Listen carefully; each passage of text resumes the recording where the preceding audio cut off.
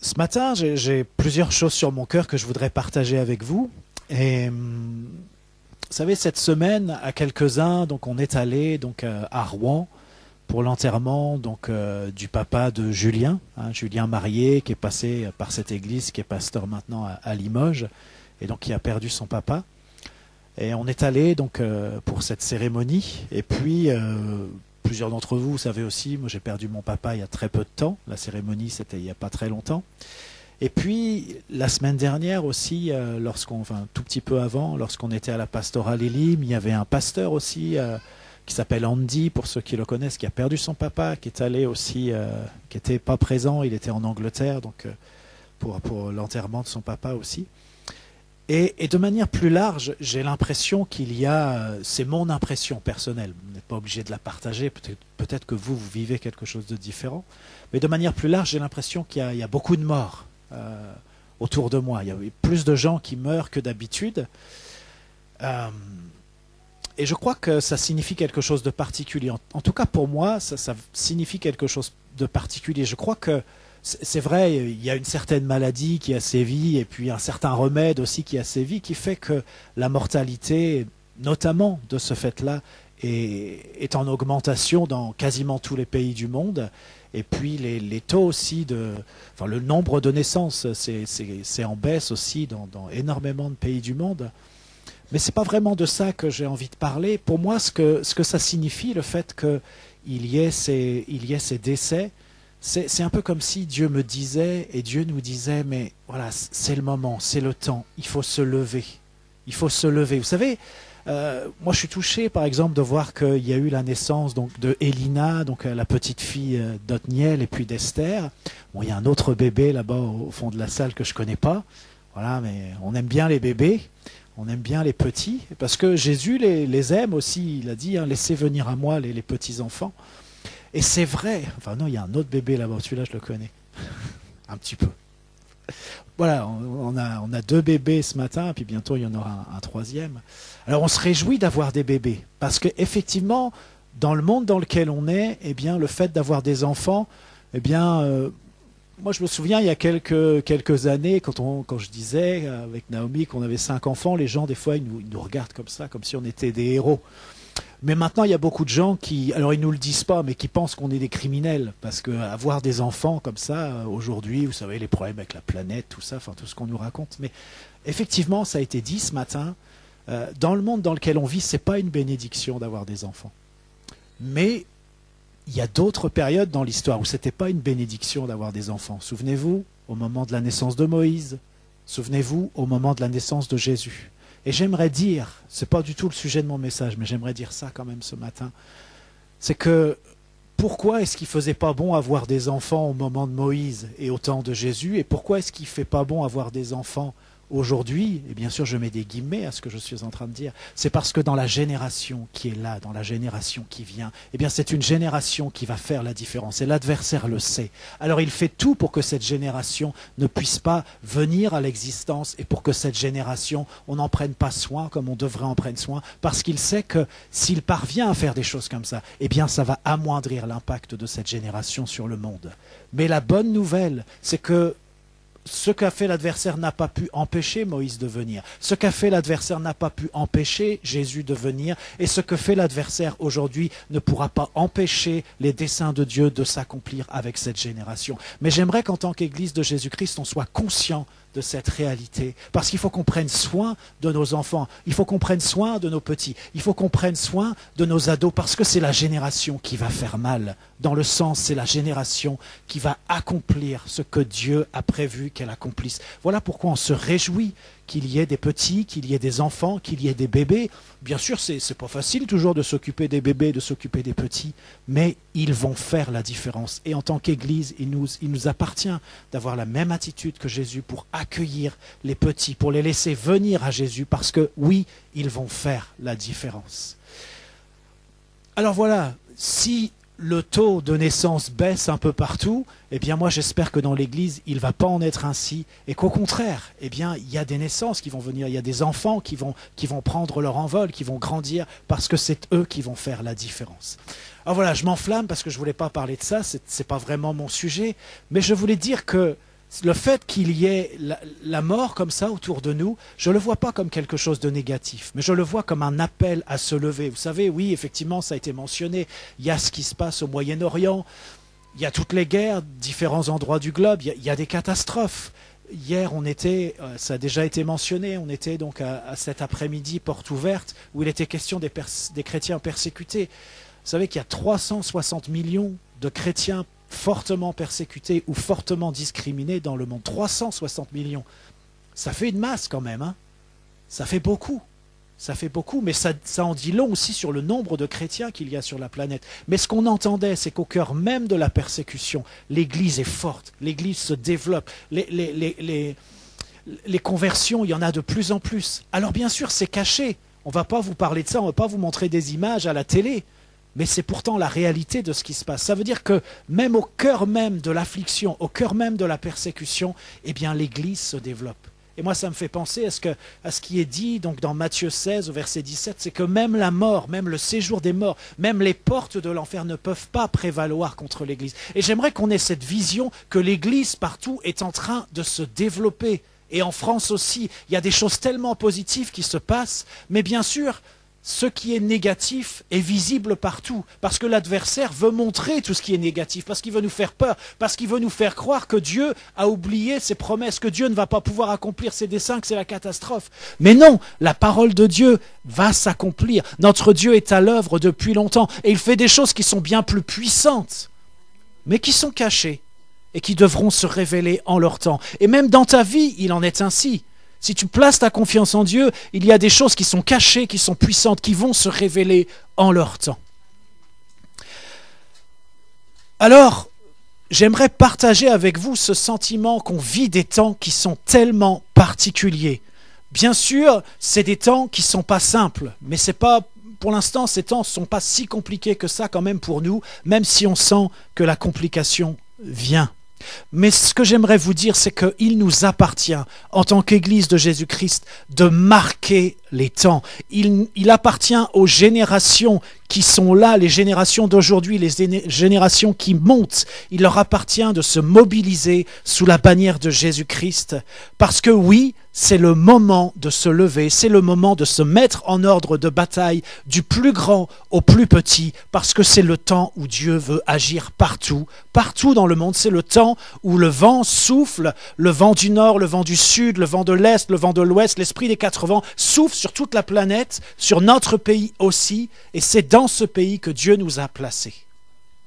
Alors, moi, ce qui me donnait à réfléchir, quand je vois ces personnes qui partent, et mon propre papa qui est parti, ça m'a donné à réfléchir, parce que peut-être vous avez vécu ça pour ceux qui ont déjà perdu leur papa ou leurs parents, c'est que ça donne l'impression qu'il y avait comme une ligne devant, qu'on était un peu protégés. C'était pas nous qui étions complètement dans la partie, mais lorsque la génération qui nous précédait s'en va, eh bien, il y a une place qui est laissée libre. Et cette place qui est laissée libre, eh bien, c'est une place qu'on doit prendre. C'est un défi qu'on doit relever. Notre génération comme les générations qui suivent. Alors, quand il y a des gens qui partent comme ça, moi, je ne peux pas m'empêcher de me dire, mais est-ce qu'ils sont allés au bout ? Est-ce qu'ils ont achevé la course? Et puis plus encore, quand moi je vais partir, est-ce que je pourrais dire, mais oui, je suis allé au bout, j'ai achevé la course. Quand tu vas partir, quand nous allons partir, est-ce qu'on pourra dire comme Paul, et je vous le lis dans 2 Timothée 4, versets 6 à 8, Paul dit, car pour moi je sers déjà de libation et le moment de mon départ approche. J'ai combattu le bon combat, j'ai achevé la course, j'ai gardé la foi. Désormais la couronne de justice m'est réservée. Le Seigneur, le juste juge, me la donnera dans ce jour-là, et non seulement à moi, mais encore à tous ceux qui auront aimé son avènement. Et je me dis, mais quand je vais partir, ou toi, quand tu vas partir, quand ce sera le moment, peut-être quand tu diras comme Paul, voilà, le moment de mon départ approche, est-ce qu'on pourra dire comme Paul, mais oui, je suis allé au bout, j'ai achevé la course, j'ai combattu le bon combat, peut-être dire la couronne de justice m'est révélée. Est-ce qu'on pourra dire ces choses-là? Est-ce que c'est notre préoccupation de se dire, voilà, je suis là, je suis présent ici, j'appartiens à ce pays, je suis français, je suis dans cette église, Dieu m'appelle, il y a un but pour ma vie, il faut que j'aille au bout. Est-ce que ça nous préoccupe? Parce que, pardonnez-moi, mais j'ai parfois l'impression que, et je ne m'accepte pas de ça, que nous n'avons pas cette conscience. et que nous ne sommes pas en train d'aller au bout et qu'il y a longtemps que nous sommes parfois dans une voie qui est annexe, qui ne correspond pas à ce que Dieu veut faire avec nous. Il est temps de revenir dans les voies de l'Éternel. Il est temps que tu reviennes dans les voies de l'Éternel. Sinon, tu vas partir et tu auras des regrets. Je ne dis pas que tu auras perdu ton salut, tu seras sauvé, mais tu auras des regrets. Parce que ce pourquoi tu étais venu sur cette terre, tu ne l'auras pas accompli. Moi, je souhaite pour chacun, pour le plus grand nombre parmi nous, que nous puissions accomplir ce que Dieu a prévu que nous accomplissions. Qu'on ne s'égare pas sur des voies annexes qui ne n'amènent que la misère. Qui n'amène que la misère, qui n'amène que la frustration, que l'incompréhension, que la déception. Alors je ne veux pas vous dire que quand on marche avec Dieu, c'est toujours facile et c'est toujours avec la joie profonde dans le cœur et qu'il n'y a pas des difficultés, qu'il n'y a pas des incompréhensions. Bien sûr qu'il y a tout ça, il y a des souffrances et il y a même des chrétiens qui sont persécutés. Tout ça, c'est la réalité. Mais tu es là pour quelque chose. Il y a quelque chose que Dieu a mis en toi, que tu dois libérer. Il y a un but que tu dois accomplir. Alors, moi, ce que je remarque quand je lis la Bible et quand je regarde autour de moi, ce que je remarque, c'est que ce qui est difficile à négocier, ce qui est difficile à vivre, ce sont les moments de grands changements. C'est lorsqu'il y a des étapes nouvelles qui sont là pour toi ou pour moi. C'est lorsque les contextes changent et c'est lorsqu'il y a des changements de temps. Lorsqu'il y a des accomplissements qui sont là et des temps qui sont marqués, qui s'accomplissent pour que d'autres temps viennent, eh bien ces moments-là sont souvent difficiles. Changer, c'est difficile. Être adapté à ce qui se passe, c'est difficile. C'est un défi pour chacun d'entre nous. Et voyez, la tentation, le piège, c'est qu'on continue toujours à fonctionner comme on a appris à fonctionner, comme on a fait, comme on nous a enseigné à faire, comme on a appris qu'il fallait faire, peut-être même comme Dieu t'a enseigné qu'il fallait faire pour un temps. C'est ça la tentation, le piège, c'est que lorsque le temps n'est plus le même, eh bien tu restes pareil et tu n'es plus adapté au temps qui est là. Le Seigneur nous veut adapter aux temps qui sont là. Jésus a su s'adapter, c'est un modèle. Le roi David a su s'adapter à tellement de périodes différentes. C'est un modèle. Et d'autres hommes de Dieu ont su s'adapter à des périodes tellement différentes. Mais beaucoup n'ont pas réussi à faire ça. Beaucoup sont passés à côté de ce que Dieu avait préparé pour eux parce qu'ils n'ont pas réalisé que le temps avait changé. Ils n'ont pas réalisé que c'était une autre étape, une période nouvelle.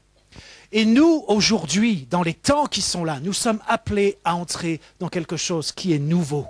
Quelque chose qui est nouveau que Dieu a préparé d'avance. Alors, je voudrais qu'on regarde un peu ensemble des choses que nous savons pour la plupart. Certains, vous allez découvrir peut-être. Mais s'il y a bien un peuple qui a eu du mal à s'adapter aux différentes étapes qu'il a dû traverser, et je dirais même s'il y a bien un peuple qui a encore du mal, même aujourd'hui, à s'adapter aux différentes étapes qu'il doit traverser, eh bien c'est le peuple d'Israël. Mais quand je dis ça, j'aimerais que vous sachiez que pour l'Église c'est pareil. J'aimerais que vous sachiez que pour les autres nations, c'est la même chose. J'aimerais que vous sachiez que pour chacun d'entre nous, nous avons aussi ces mêmes difficultés à nous adapter. Et alors quand on peut lire dans la Bible, vous voyez que c'était difficile pour Israël de passer d'une étape à une autre.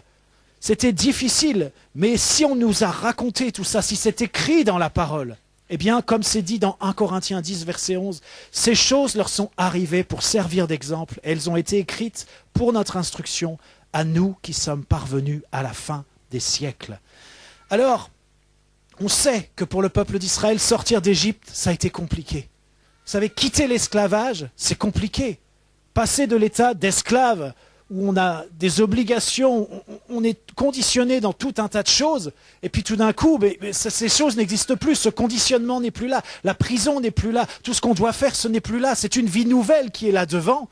Eh bien ça a été difficile. Et vous savez, ça a même été difficile de croire que Dieu allait libérer le peuple d'Israël, que les Juifs allaient pouvoir sortir d'Égypte. Même ça a été difficile parce que lorsque Moïse s'est présenté, ils l'ont accueilli avec joie. Ils se sont dit, mais ça y est, enfin, Dieu a entendu notre cri. Mais dès que les premières difficultés sont arrivées, eh bien, ils ont perdu cette joie. Ils ont perdu cette confiance. Ils ont perdu cette foi. Et même, ils s'en sont pris à Moïse.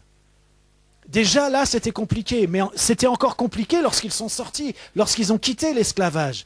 Et puis, vous savez certainement, vous pouvez lire ça dans la Bible, dès qu'ils sont sortis, finalement, bien assez rapidement, il y a eu des problèmes, il y a eu des murmures, il y a eu de la révolte, il y a eu de la rébellion. C'est même au point où certains, pour ne pas dire tous, ou presque tous, voulaient retourner en Égypte. Il y a eu tellement d'incrédulité, tellement de regrets. Cette étape, ils n'arrivaient pas à vivre comme des hommes, comme des femmes, comme un peuple libre. Ils ne parvenaient pas à vivre cette nouvelle étape. Et pourtant, Dieu a fait tellement de choses, des miracles, des prodiges. Il leur a parlé, il les a conduits, il les a dirigés, il les a enseignés, il les a aimés, il leur a montré tout ce dont il était capable. Mais ça n'a pas suffi, ça ne suffisait pas pour faire taire les murmures, ça ne suffisait pas pour qu'on lui fasse confiance. Et Dieu leur a donné un chef exceptionnel qui les a conduits d'une manière extraordinaire. Mais ça n'allait pas, il s'en prenait aussi à ce chef-là. Alors, finalement, s'est passé ce qui devait se passer. C'est que ce peuple qui est sorti d'Égypte pour entrer dans le pays promis et pour le conquérir, eh bien, il a été incapable de faire ça. Parce qu'il n'a pas su passer par les différentes étapes et s'adapter et changer, être transformé en fonction de ce que Dieu avait prévu pour lui. Est-ce que toi, tu sauras t'adapter? Est-ce que tu sauras changer, être transformé pour véritablement vivre les différentes étapes que Dieu a prévues pour toi? Ça a été dit, on est dans un temps particulier. Ce n'est pas le moment de tergiverser, d'hésiter, de se poser des questions qui sont éloignées de tout ce que Dieu est en train de faire. C'est le moment d'être concentré, c'est le moment d'être précis, c'est le moment d'écouter ce que Dieu dit et c'est le moment d'aller de l'avant. C'est pas le moment... Après, ça sera trop tard. Après, ce sera trop tard. Et je voudrais lire avec vous, c'est peut-être un peu long, mais je vais faire quelques commentaires sur ce texte. Nombre 14, on va lire les versets 26 à 45. L'Éternel parla à Moïse et à Aaron et dit « Jusqu'à quand laisserai-je cette méchante assemblée murmurer contre moi? J'ai entendu les murmures des enfants d'Israël qui murmuraient contre moi. » Vous voyez, c'est juste terrible. Dieu est en train de dire que son peuple est une méchante assemblée. Et bien sûr, il n'en est pas arrivé là directement. Il y a eu du temps, il y a eu des étapes, il y a eu tellement de moments où Dieu a parlé, où Dieu a exhorté, où Dieu a repris, Dieu a corrigé. Dieu a tellement fait pour que les choses soient rendues possibles. Mais voilà maintenant, il n'y a rien qui change. Finalement, les différentes étapes, ce sont des échecs. Et lorsqu'on a raté comme ça des étapes, eh bien, l'étape de l'entrée dans les promesses, l'étape de la conquête, on la rate aussi. Finalement, c'était prévisible que ça se passe comme ça. « Dis-leur, je suis vivant, dit l'Éternel, je vous ferai ainsi que vous avez parlé à mes oreilles. Vos cadavres tomberont dans ce désert, vous tous dont on a fait le dénombrement en vous comptant depuis l'âge de 20 ans et au-dessus, et qui avez murmuré contre moi. » Vous vous rendez compte? Dieu voulait faire entrer ce peuple dans le pays promis. Et voilà que maintenant, eh bien, c'est un verdict qui est complètement différent qui s'abat sur ce peuple. C'est un verdict qui dit, mais voilà, c'est pas possible. Avec cette génération, je ne vais pas pouvoir le faire. Je vais le faire avec la génération suivante. Voilà où Dieu en est réduit. Bien sûr, ses desseins vont s'accomplir, ses promesses vont s'accomplir avec la génération suivante. Parce que cette génération n'a pas su changer, parce que cette génération n'a pas su écouter, parce que cette génération n'a pas su mettre en pratique. Bien sûr qu'il y ait des manques de foi, qu'il y ait de l'incrédulité, qu'il y ait des murmures au début. On l'entend, on le comprend, et Dieu ne passe pas directement à la sanction pour dire ben maintenant c'est terminé. Tout ça, ça met du temps. Dieu parle beaucoup, Dieu exhorte beaucoup, il fait beaucoup de choses, il dit beaucoup de choses, il conduit d'une manière précise. Mais voilà, à un moment, eh bien Dieu dit stop aussi. Dieu se dit, mais là ça ne va pas marcher avec cette génération. Ce sera la génération suivante. Alors je continue. Vous n'entrerez point dans le pays que j'avais juré de vous faire habiter, excepté Caleb, fils de Jephuné, et Josué, fils de Nun. Vous voyez, il y a deux exceptions, Josué et Caleb. Vous savez, il y a eu les 12 espions qui sont là, allés explorer le pays avant la conquête. Et sur les 12 espions, il n'y en a que 2 qui ont compris que ce pays, avec ses habitants, était livré entre les mains du peuple. Il y en a 2 qui l'ont compris. Ils ont essayé de le dire aux autres. Mais la voix des 10 autres espions a été plus forte. Et le peuple, lorsqu'ils ont entendu eh bien, les 10, eh bien, ils se sont alignés sur ce que les 10 ont dit. Et lorsqu'ils ont entendu les 2, Josué et Caleb, eh bien ça ne leur a pas parlé, ils n'ont pas percuté, ils n'ont pas compris que c'était ça, la parole de Dieu qui sortait de leur bouche. Ils se sont alignés sur quelque chose qui était à côté. Et pourtant, il y avait des voies pour parler, il y avait une conduite, il y avait une logique, il y avait des promesses, il y avait les prophéties, il y avait tout ce qu'il fallait. Je continue. Et vos petits-enfants dont vous avez dit, ils deviendront une proie. Je les y ferai entrer et ils connaîtront le pays que vous avez dédaigné. Et je m'arrête là-dessus. Quel regard nous portons sur la génération des enfants, des jeunes, de la génération qui vient? Est-ce que nous ne sommes pas souvent de ceux qui disent, ceux qui disent, ça doit être difficile pour eux. Nous vivons dans un monde difficile, c'est compliqué. J'aimerais pas être à leur place. C'est ce que disait le peuple d'Israël. Il disait, mais ils vont entrer dans le pays, ils vont être une proie. Vous vous rendez compte comme ils étaient à côté, parce que ces enfants, ces jeunes dont ils pensaient qu'ils allaient être une proie, eh bien c'est eux qui allaient conquérir le pays. Vous vous rendez compte du décalage? Et nous avons des regards qui sont faussés parce que nous croyons bien, nous portons une attention bien trop importante sur ce qui nous entoure, sur ce qui est visible, sur ce qu'on veut bien nous montrer. Et souvent, ce qu'on veut bien nous montrer, c'est l'adversaire qui veut nous le montrer. Vous savez, je ne vais pas aller trop loin là-dedans, mais l'adversaire, c'est le roi de l'image. Il te met des images. Bien sûr, Dieu utilise aussi ce moyen-là, mais Dieu, avant tout, c'est le Dieu de la parole. Le Dieu de la parole. Et bien souvent, nous avons des choix à faire dans nos vies entre les images qui sont projetées devant nous et la parole que Dieu nous annonce. Mais les images, vous savez, surtout avec tous les écrans qui nous entourent, on est vraiment une civilisation de l'image. Mais notre Dieu n'est pas un Dieu de l'image, même si bien sûr, c'est un autre sujet, il utilise les images pour nous parler. Mais notre Dieu, ce n'est pas le Dieu de l'image, c'est le Dieu de la parole. Comprenez que ce qui compte, c'est la parole que Dieu prononce, ce n'est pas les images qui sont projetées. À quoi croyons-nous? Quel regard avons-nous sur la génération qui monte? Quel regard avons-nous sur ce que Dieu fait dans notre pays? On pense tellement souvent, je l'entends tellement souvent, que c'est difficile, l'église ça va pas, la jeunesse, aïe aïe aïe. Ok, je comprends qu'on puisse dire tout ça, moi-même parfois je tiens ce discours-là, mais est-ce que ça correspond au regard de Dieu? Est-ce qu'on est incrédule au point de ne pas comprendre que Dieu a tout préparé d'avance? Que dans ta génération, dans la génération qui vient, eh bien, il y a tout ce qu'il faut pour que les desseins de Dieu s'accomplissent. Est-ce que nous n'avons pas souvent un discours qui correspond à dire Dieu ne peut pas accomplir ses desseins? Bien sûr, nous ne le disons pas comme ça. Mais nous estimons que la situation est tellement catastrophique que ça ne va pas marcher. Est-ce que Dieu peut être mis en échec? Est-ce que la parole de Dieu pourrait ne pas s'accomplir? Est-ce que la génération qui est là est une proie ou alors est-ce que c'est une génération victorieuse? C'est une question importante. Quel est notre regard? Je les y ferai entrer, donc cette génération, et ils connaîtront le pays que vous avez dédaigné. Vos cadavres à vous tomberont dans le désert et vos enfants paîtront 40 années dans le désert et porteront la peine de vos infidélités, jusqu'à ce que vos cadavres soient tous tombés dans le désert. Voyez l'impact de la désobéissance de cette génération sur la génération suivante. Au lieu d'être une aide pour la génération suivante, eh bien, dans ce contexte, ça a été une difficulté supplémentaire, ça a été un poids à porter, ça a été une attente, parce qu'ils n'ont pas pu entrer dans le pays promis. Et je me rends compte que je suis un peu long, je ne vais pas aller jusqu'au bout du texte, mais j'attire votre attention sur le fait qu'à la fin du texte, eh bien, finalement, Dieu dit, voilà, stop. Maintenant, vous allez vers le désert, la conquête du pays promis, ça sera la génération suivante. Et à ce moment-là, au moment où Dieu a dit stop, eh bien le peuple est dans la désolation et se dit, mais on va y aller. On va y aller. Mais le problème, c'est qu'ils auraient dû y aller tellement de fois avant. Et maintenant, Dieu avait dit stop.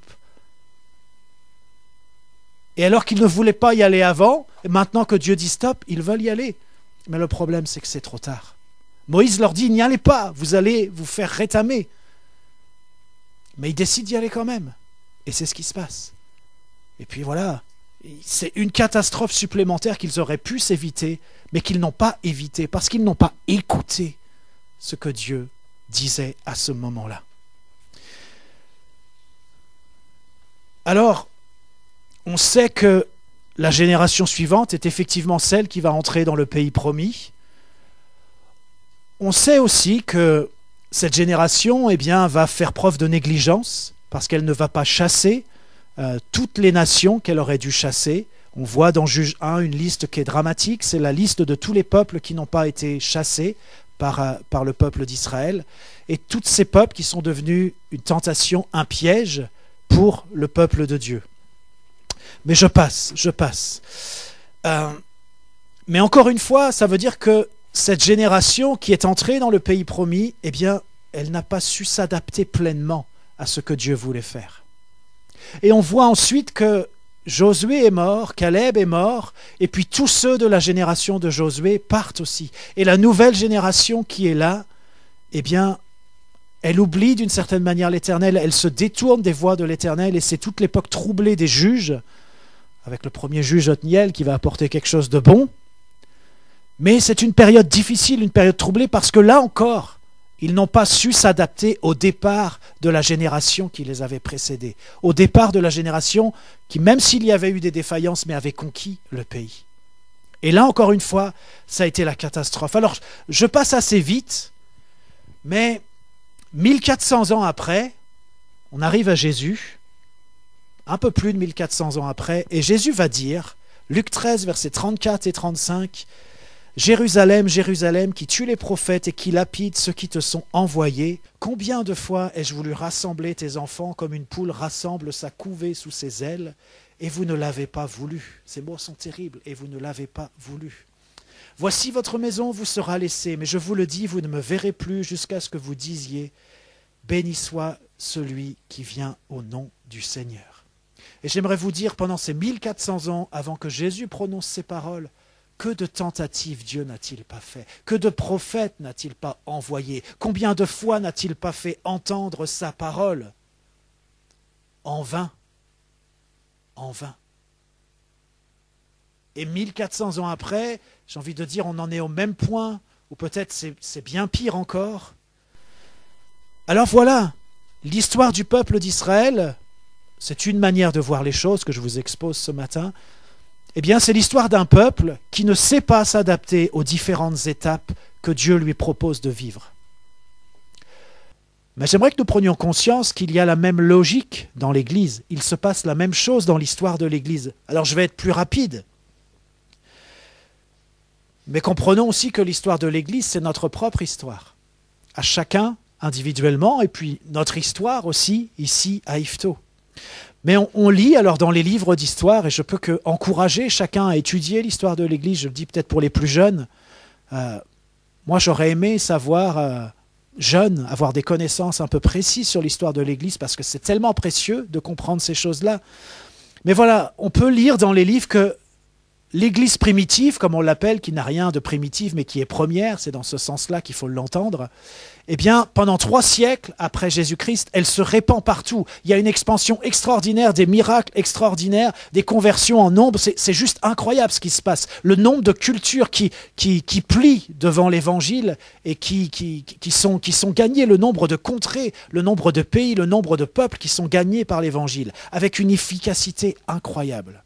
Ça, c'est les 3 premiers siècles de l'histoire. Mais il y a un événement en 312 après Jésus-Christ, et bien sûr ce que je vous dis c'est à coup de serpe, mais c'est la conversion de l'empereur Constantin. À première vue, c'est juste une nouvelle extraordinaire. Imaginez un empereur romain qui se convertit. Et puis, la persécution qui s'arrête du fait de la conversion de cet empereur. Imaginez, ça signifie que l'Évangile gagne à la fois le pouvoir religieux, si on peut le dire comme ça, mais aussi le pouvoir politique de l'empereur. C'est une manière de voir les choses. Et à première vue, c'est tellement positif. Mais quand on voit se dérouler l'histoire ensuite, on se rend compte que c'est là qu'il y a des compromissions tellement importantes qui qui arrive au fil des siècles. Et on entre dans une période sombre, pour ne pas dire ténébreuse, de l'histoire de l'Église. Alors bien sûr, il y a toujours des petits restes quelque part qui conservent la vraie foi, mais le mouvement dans son ensemble, eh bien, on est en train de perdre tout ce que l'Église primitive avait. Et tout ce qu'elle a manifesté, l'efficacité, la puissance qu'elle a manifestée, tout est en train de s'étioler, de se réduire, d'être anéanti, d'être transformé. Ça a été une étape que l'Église, que les chrétiens n'ont pas su négocier. Ils ont cru que c'était positif. Peut-être que ça aurait pu l'être. On ne refait pas l'histoire, mais peut-être que ça aurait pu être négocié d'une autre manière, avec une compréhension plus claire de ce qui allait arriver. Et peut-être que ça aurait pu être positif. Mais en tout cas, ça ne l'a pas été. Et ça a été destructeur pour l'Église. Et alors, est-ce qu'on peut réaliser que la réforme 1517, Martin Luther, on va dans 2 jours, mardi 31 octobre, on fêtera les 506 ans de la réforme. Mais est-ce qu'on comprend ce que c'est la réforme? La réforme, c'est Martin Luther à qui Dieu donne la grâce de redécouvrir que le salut est une grâce et qu'on l'obtient par la foi. Que le salut en Jésus-Christ est une grâce et qu'on l'obtient par la foi. Ça veut dire quoi? Ça veut dire que Dieu, en Jésus, qui est venu mourir pour nos péchés, qui a pris notre place, nous étions pécheurs, nous devions mourir, mais Jésus est mort à notre place. Si nous croyons dans ce qu'il a accompli, et si nous reconnaissons que nous sommes pécheurs et que nous demandons pardon pour nos péchés, eh bien c'est comme ça que nous acquérons le salut. Ce que je dis là est sans doute une évidence pour beaucoup d'entre vous. Mais peut-être certains découvrent. Mais comprenons que ce que Martin Luther a découvert en 1517, eh bien aujourd'hui encore, Dieu sauve. Aujourd'hui encore, Dieu t'appelle parce que Jésus a payé le prix pour toi et que tu peux être pardonné de tes péchés et commencer une vie nouvelle. Maintenant, réalisons qu'en 1500, on ne savait pas ça. On ne savait pas ça. Ce n'était pas un message que l'Église transmettait. Vous imaginez la noirceur des ténèbres de l'époque. On ne savait même pas que la grâce de Dieu existait et qu'en croyant dans ce que Jésus avait fait par la foi, on pouvait être sauvé. On ne savait même pas ça. L'Église ne savait même pas ça. Les hommes religieux ne savaient pas ça. Martin Luther, qui était un religieux, ne savait pas ça. Pourtant, la Bible est claire à ce sujet. Éphésiens 2, versets 8 à 10, par exemple, je vous le lis, « Car c'est par la grâce que vous êtes sauvés, par le moyen de la foi, et cela ne vient pas de vous, c'est le don de Dieu. Ce n'est point par les œuvres afin que personne ne se glorifie, car nous sommes son ouvrage ayant été créé en Jésus-Christ pour de bonnes œuvres que Dieu a préparées d'avance afin que nous les pratiquions. » Vous savez, c'est là ce verset qui nous dit que Dieu a préparé d'avance des bonnes œuvres pour qu'on les pratique, mais qui nous explique bien avant que ce n'est pas par ce qu'on va faire, ce n'est pas par les bonnes œuvres qu'on va faire, ce n'est pas ce qu'on va pratiquer, ce n'est pas nos actions qui vont nous sauver, comme on le croyait en 1500, où il fallait donner de l'argent, où il fallait faire tout un tas de choses pour essayer de gagner son salut. Et puis ce qu'on appelait bonnes œuvres à l'époque, eh bien, il faut bien dire que la plupart du temps, ça ne ressemblait pas du tout à des bonnes œuvres. Eh bien, voyez l'obscurité qui régnait à cette époque. Vous voyez, on est passé de 312 à 1500. Mais la grâce de Dieu, c'est qu'effectivement, il y a la réforme. On redécouvre qu'on est sauvé, que c'est une grâce que Dieu nous accorde, et que le moyen de ce salut, c'est la foi en ce que Jésus a accompli sur la croix lorsqu'il est mort à notre place pour nos péchés. On redécouvre ça. Comment est-ce possible que cette Église si forte, si puissante, qui a fait plier tant de cultures, qui a répandu l'Évangile dans tellement de nations, sur tellement de territoires, en était arrivée à avoir oublié, à ne plus savoir comment faire pour être sauvé? Est-ce qu'on peut prendre la mesure de ce qui s'est passé? Parce que tout à l'heure, on parlait d'Israël, mais maintenant, on parle de l'Église. Alors, je voudrais qu'on comprenne aussi que ce qui s'est passé en 1517 avec la réforme, la redécouverte du salut, eh bien, c'est une nouvelle étape, une nouvelle période de l'Église qui commence. Et depuis 1517, dont ça fait un peu plus de 5 siècles, eh bien, qu'est-ce qui se passe? Quand vous étudiez aussi l'histoire de l'Église, qu'est-ce qui se passe? Eh bien, Dieu est en train de permettre à l'Église de redécouvrir, d'être régénérée, de toujours s'approcher plus de ce qu'était l'Église primitive. Bien sûr, nous, notre regard, c'est souvent de se dire « Oh là là, l'Église, ça ne va pas ». Et quand je parle de l'Église, pour être clair, je ne parle pas de l'institution de l'Église catholique. Moi, je parle de ceux qui sont engagés avec Jésus, qui sont chrétiens, qui ont donné leur vie à Dieu, de l'ensemble du peuple que Dieu appelle et qui a confié sa vie à Jésus-Christ. C'est de ça que je parle. Et je ne suis pas non plus ignorant qu'il y a beaucoup de problèmes dans l'Église. Mais il y a toujours eu beaucoup de problèmes dans l'Église. Dans l'Église primitive, il y avait pas mal de problèmes aussi. Ça n'empêchait pas l'Église d'être forte. Et je vous dirais que ce qu'on entend aussi de l'Église persécutée, c'est qu'il y a beaucoup de problèmes, c'est une évidence. Mais ça n'empêche pas l'Église d'être forte. Alors nous voyons les problèmes. La plupart du temps, ce que nous voyons, ce sont les problèmes qu'il y a dans l'Église, parce qu'il y en a beaucoup. Mais nous ne comprenons pas, nous ne voyons pas que ce que Dieu est en train de faire, eh bien, c'est de construire cette Église qui arrive à la mesure parfaite de Christ, à la stature de Christ. Et on va le lire, Éphésiens 4, versets 11 à 13. Il nous est dit, il a donné les uns comme apôtres, les autres comme prophètes, les autres comme évangélistes, les autres comme pasteurs et docteurs, pour le perfectionnement des saints en vue de l'œuvre du ministère et de l'édification du corps de Christ, jusqu'à ce que nous soyons tous parvenus à l'unité de la foi et de la connaissance du Fils de Dieu, à l'état d'homme fait, à la mesure de la stature parfaite de Christ. Voilà le dessein de Dieu. Voilà ce que Dieu est en train d'opérer dans son Église, parce que vous voyez, Jésus ne va pas revenir avant que ça soit accompli. C'est-à-dire que son Église soit à la mesure de la stature parfaite de Christ. Donc forcément, c'est ce que Dieu est en train de faire. Parce que sinon, il ne reviendra jamais. C'est ça qui est en train de se passer dans l'Église. Et effectivement, si on veut regarder les choses d'une manière plus précise, l'Église, les chrétiens n'ont jamais été aussi nombreux. Il y a une question quantitative, mais il y a aussi une question qualitative.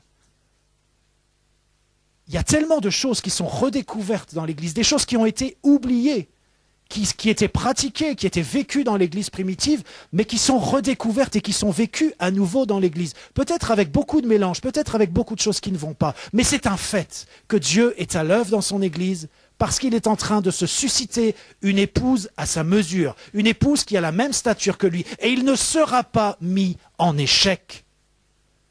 Quel regard portes-tu sur l'Église de Jésus-Christ?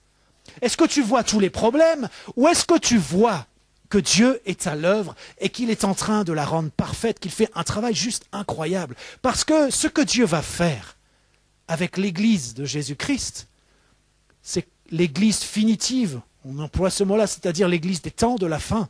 Elle va être encore plus percutante et encore plus pertinente que l'Église primitive. C'est-à-dire qu'on va revenir au niveau de l'Église primitive, mais on va dépasser ce niveau. Parce que si l'Église primitive avait déjà été à la mesure de la stature parfaite de Christ, eh bien Jésus serait revenu. Mais ce n'est pas encore le cas, ce n'était pas le cas à l'époque, et ce n'est pas encore le cas aujourd'hui. Mais Dieu est en marche pour ça. Et c'est ça qu'il faut qu'on voit. C'est là-dessus qu'il faut porter nos regards. Vous voyez comment on peut avoir le regard faussé sur ce qui se passe en Israël? Comment on peut avoir le regard faussé sur la génération des enfants qui sont en train de monter? Comment on peut avoir le regard faussé sur ce que Dieu est en train de faire dans l'Église? Mais pourtant, la parole nous le dit. Combien nous devons changer nos manières de penser, nos manières de parler? Parce qu'encore une fois, Dieu fait des choses extraordinaires. Mais on n'en entend pas forcément parler. Et on ne le voit pas forcément. Mais si on écoute ce que l'Esprit dit à l'Église, et si on est attentif quand même aux témoignages qu'on entend à droite, à gauche, on se dit, mais qu'est-ce que Dieu est en train de faire? C'est juste extraordinaire. Et la Bible dit, est-ce que c'est un mensonge? Que la terre est remplie de la gloire de Dieu. Parce que partout, Dieu est à l'œuvre, et parce que partout, Dieu manifeste sa gloire.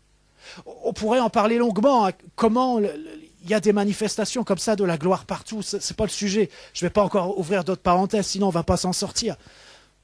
Mais changeons notre regard, changeons notre manière de parler, alignons-nous, comprenons ce que Dieu fait. Encore une fois, moi je ne sais pas quand Jésus revient, mais je sais que nous sommes dans des temps qui sont pressants, dans des temps qui sont stratégiques, et que c'est maintenant. Si on ne réagit pas maintenant en tant que l'Église de Jésus-Christ, si on continue d'avoir le regard faussé sur ce qu'on est, sur ce que Dieu fait dans l'Église, sur la génération qui monte, si on continue d'avoir des paroles qui ne sont pas appropriées à ce que Dieu fait, eh bien il se passera la même chose que ce qui s'est passé avec le peuple d'Israël. À un moment, Dieu va dire stop, il va dire je ne peux pas le faire avec cette génération, je vais le faire avec la génération suivante. Et j'aurais presque envie de vous dire, c'est mon impression, je peux me tromper, mais que ce que Dieu veut faire maintenant avec cette génération, ou avec ces générations, puisque vous êtes plusieurs générations, nous sommes plusieurs générations représentées, mais j'ai l'impression qu'il voulait déjà le faire avec la génération précédente. Mais ça n'a pas été possible. Dieu ne sera pas mis en échec. Il y aura une génération, il y aura des générations qui vaincront et qui vivront cette mesure de la stature parfaite de Christ. J'espère que ce sera nous, que ce sera notre génération. En tout cas, il y a un appel pour ça. Mais si ce n'est pas nous, Dieu ne sera pas mis en échec. Il utilisera la génération suivante. Et je voudrais dire, je vais ouvrir une parenthèse par rapport au texte que j'ai lu dans Éphésiens 4, versets 11 à 13. C'est que ce que ce texte nous dit, c'est que les ministères sont donnés. Ce sont des dons que Dieu fait à l'Église. Et pourquoi est-ce que ces ministères sont donnés? Eh bien, nous, on croit souvent que les ministères doivent faire l'œuvre du ministère, que c'est comme ça que ça marche. Mais ce texte-là nous dit l'inverse. Il nous dit l'inverse. Il ne nous dit pas que les ministères doivent faire l'œuvre du ministère. Il nous dit que les ministères doivent équiper l'Église, les saints, les croyants, les chrétiens, pour que eux fassent l'œuvre du ministère. Et bien souvent, on pense à l'envers. Et bien souvent, les ministères eux-mêmes pensent à l'envers. On croit qu'on est là pour faire les choses. On n'est pas là pour faire les choses. On est là pour permettre aux autres de faire les choses. Est-ce qu'on peut comprendre ça? Imaginez une équipe de foot. Imaginez, vous êtes une équipe de foot. Le coach va sur le terrain, ou une équipe de rugby, si vous préférez, c'est plus d'actualité. Le coach va sur le terrain, il marque un but ou il marque un essai. Vous savez, des coachs enthousiastes comme ça qui ne peuvent pas s'empêcher d'aller sur le terrain et puis de jouer eux-mêmes et de marquer des buts, ça existe. Mais qu'est-ce qui se passe quand le coach marque un but?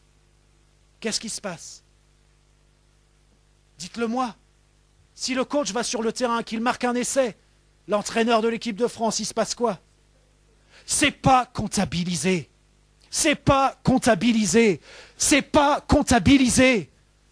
Est-ce qu'on peut comprendre ça? Si tu attends que ce soit les ministères qui fassent les œuvres, ils vont marquer des buts qui ne vont pas être comptabilisés. Si en tant que ministère, tu penses que c'est à toi de marquer les buts, ça ne va pas être comptabilisé. Parce que ce n'est pas ça que Dieu a prévu. Ça, c'est une ancienne manière de penser. Je ne vais pas rentrer dans des grands développements, mais ça vient de Constantin, ça vient de ce qu'il a fait. Ça vient de ce mélange qu'il y a eu entre le religieux et le politique. Étudiez l'histoire. Mais Dieu est en train de redonner tout ce qui a été perdu. Il est en train de redonner tout ce qui a été oublié. Et je crois que ça a commencé en 1517, lorsqu'on a redécouvert qu'on était sauvé par la foi, que c'était une grâce. Vous savez, on dit souvent, ça devient un truc qu'on dit comme ça tout le temps, mais est-ce que ça pourrait avoir un sens? Tellement de gens auraient désiré vivre l'époque que nous vivons. Tellement de gens auraient voulu voir les choses que nous voyons, auraient voulu vivre les choses. Et nous, on est là, on ne comprend pas les choses, Dieu nous parle et on a du mal à entendre, on a du mal à être saisi par ce qui se passe, et nos regards sont faussés et parfois restent faussés, et nous tenons des propos à tort et à travers, parce que nous ne comprenons pas, parce que nous n'ouvrons pas notre cœur à ce que Dieu est en train de faire et à la manière dont il est en train de le faire.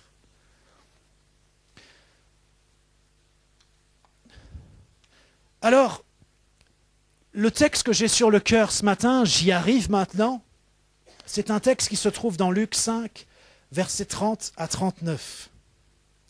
Et comprenons que Jésus, à ce moment-là, il est en train de parler à des gens religieux. Comme du temps de Moïse, voilà, il y avait des gens religieux qui sont passés à côté.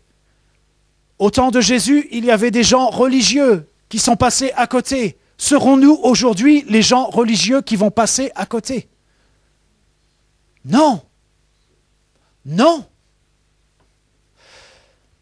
Luc 5, verset 30, je lis, « Les pharisiens et les scribes murmurèrent et dirent à ses disciples, « Pourquoi mangez-vous et buvez-vous avec les publicains et les gens de mauvaise vie ?»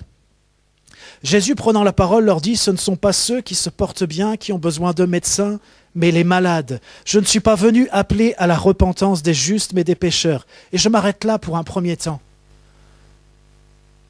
Est-il possible? Vous voyez, ça ressemble à ce qui s'est passé en 1500. On avait oublié comment ça marchait avec Jésus, comment on était sauvés. Vous voyez, là, les gens religieux, ils ne comprennent pas que Jésus, avec ses disciples, il mange avec des gens qui ne sont pas recommandables ou avec des gens qui, soi-disant, ne sont pas recommandables. Ils ne comprennent pas que Jésus est venu pour les pécheurs, il est venu pour les malades.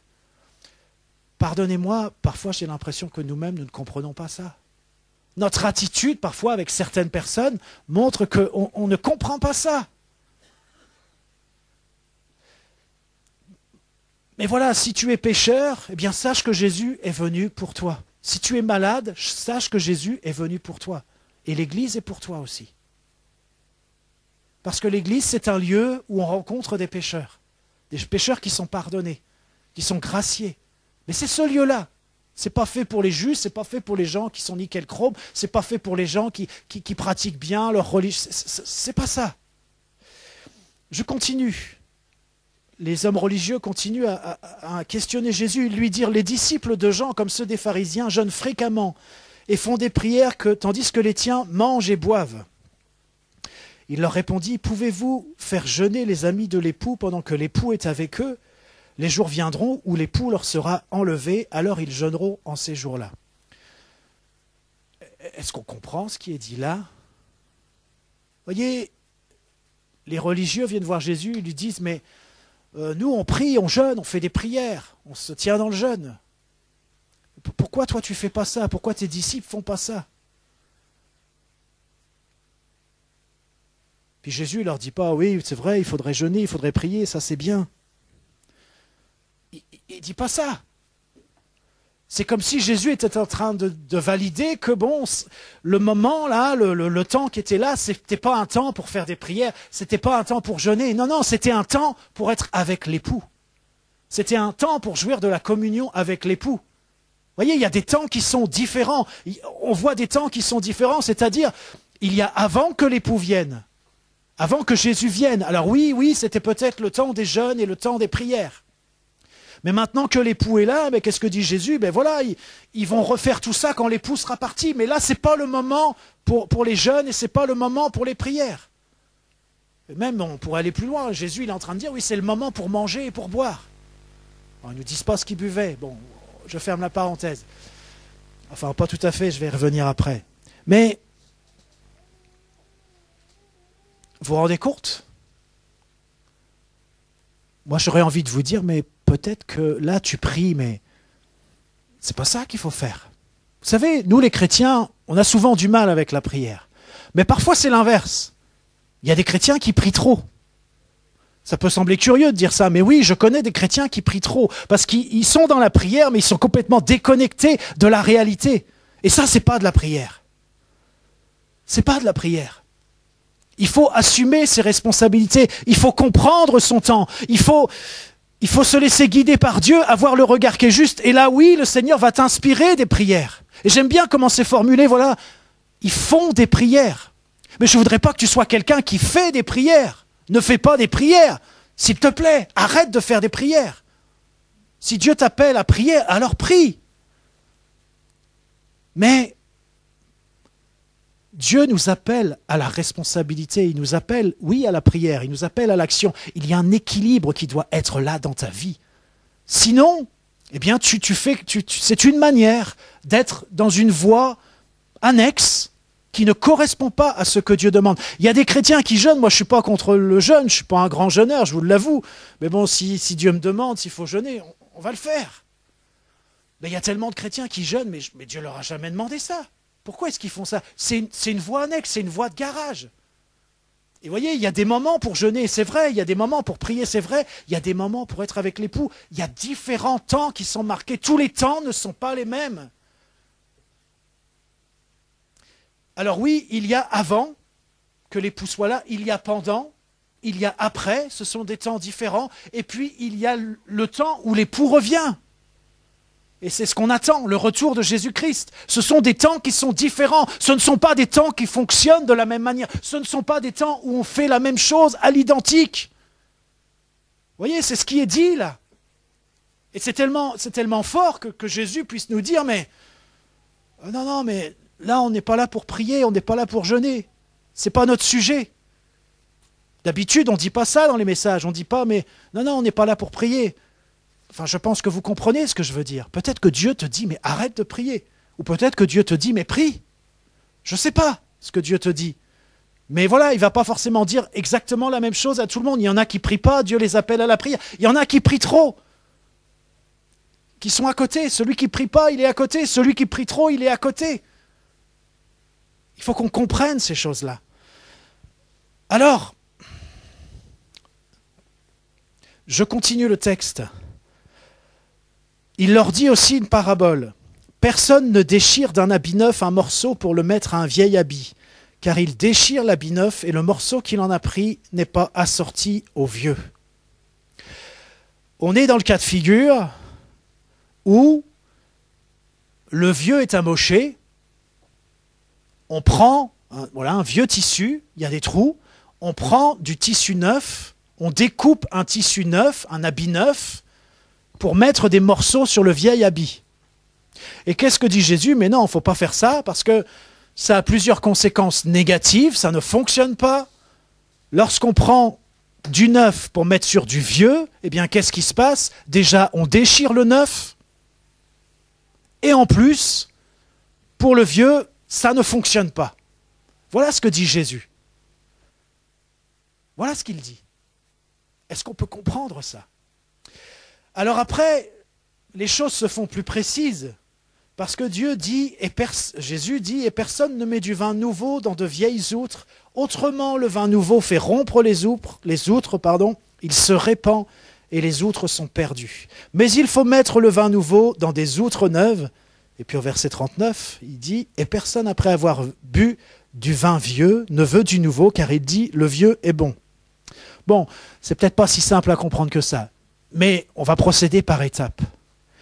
Qu'est-ce que Jésus est en train de dire? Il est en train de dire qu'il y a du vin nouveau. Mais le vin nouveau, on ne peut pas le mettre dans une vieille outre. Alors voilà, moi la question que je veux vous poser ce matin, que je veux me poser, que je veux nous poser, c'est, est-ce que tu es une vieille outre? Excusez-moi de le dire comme ça, c'est assez probable que nous soyons des vieilles outres. En tout cas pour tous ceux qui ont un parcours déjà, qui ont du temps, etc. Voilà, on est plutôt des vieilles outres pour cela. Après, il y a des nouvelles outres et des outres neuves et on se réjouit de ça. Mais comprenez que c'est pas parce que tu es une vieille outre que c'est fini pour toi. Mais qu'est-ce que Dieu veut faire de toi? Il veut faire de toi une outre neuve.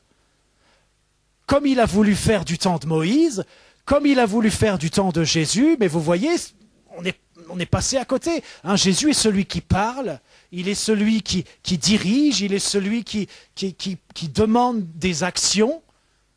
Tout ça pour que nous soyons transformés, pour que nous puissions redevenir une outre neuve ou rester une outre neuve. Et là, c'est très clair ce que dit Jésus. Si tu es une vieille outre, si on met du vin nouveau, catastrophe, double catastrophe. Le vin est perdu, le vin nouveau est perdu. Voulons-nous que le vin nouveau, qui correspond aussi au temps de l'époux, soit perdu? Mais ce n'est pas seulement le vin nouveau qui est perdu, c'est aussi l'outre qui se déchire. C'est terrible, parce qu'on ne veut ni perdre le vin, ni perdre les vieilles outres. Mais alors Jésus dit, eh bien, le vin nouveau, il faut le mettre dans des outres neuves. Si nous sommes dans des temps nouveaux, si nous sommes dans des temps marqués qui sont différents des temps précédents, comprenons que le Seigneur, qui veut répandre son vin nouveau, eh bien, le Seigneur nous appelle à être des outres neuves. Il veut faire de nous des outres neuves. C'est ça mon sujet ce matin. C'est pour ça que je vous parle de l'histoire du peuple d'Israël. C'est pour ça que je vous parle de l'Église. C'est pour ça que je vous parle aussi de toutes ces étapes, de ce besoin de changement, de transformation. C'est parce qu'il y a un appel aujourd'hui pour que le vin nouveau ne soit pas répandu comme ça à tort et à travers, mais que le vin nouveau soit contenu dans des outres neuves. Et que le travail puisse se faire dans les outres neuves. Ça veut dire que, oui, tu vas être étiré en tant qu'outre. Il va y avoir un travail, une pression à l'intérieur de toi. Mais le but, c'est que le vin nouveau, eh bien, coule à flot. Je vais le dire comme ça, que le vin nouveau coule à flot. Comme le Seigneur qui nous dit, voilà, celui qui croit, il y a des fleuves d'eau vive qui vont jaillir de son sein. Ben voilà, on pourrait dire, il y a du vin nouveau qui va jaillir. Voilà ce que Dieu veut faire parce que nous sommes dans les temps de l'époux. Et alors après, c'est écrit, ça m'a causé quelques soucis, mais il est dit, et personne après avoir bu du vin vieux ne veut du nouveau, car il dit, le vieux est bon. On a l'impression que Jésus se contredit quand il dit ça, parce qu'on est français, en tout cas pour tous ceux qui sont français. Mais on est amateur de vin. On sait bien que le vin qu'à un certain âge, il est meilleur que le nouveau. Vous êtes d'accord ou pas? Et même si vous n'êtes pas français, ben, peut-être vous le savez quand même, vous avez goûté au vin, vous savez que le vieux est meilleur. Est-ce que le vieux est meilleur? Jésus dit, voilà, et personne après avoir bu du vin vieux ne veut du nouveau, car il dit, le vieux est bon. Mais qu'est-ce que Jésus est en train de dire? Jésus est en train de dire l'inverse de ce que nous, Français, nous pourrions dire. Jésus n'est pas en train de dire que le vin vieux est meilleur. Il dit que c'est le vin nouveau qui est meilleur. Je le redis, ce n'est pas le vin vieux, le vin qui a vieilli, qui a des années, qui est resté en bouteille longtemps, qui est meilleur. C'est le vin nouveau. Et Jésus est en train de dire, mais vous dites, et nous on pourrait le dire, vous dites que le vin vieux c'est le meilleur, et quand on a goûté du vin vieux, on n'a pas du tout envie de goûter du vin nouveau. Mais Jésus dit l'inverse. Et je vous renvoie, non seulement il dit l'inverse, mais il a démontré l'inverse. Aux noces de Cana, qu'est-ce que fait Jésus? Il transforme l'eau en vin. Et le vin nouveau est donné à la fin. Et celui qui gère le banquet, eh bien, il dit, mais tu as gardé le meilleur vin pour la fin. Ça se fait pas.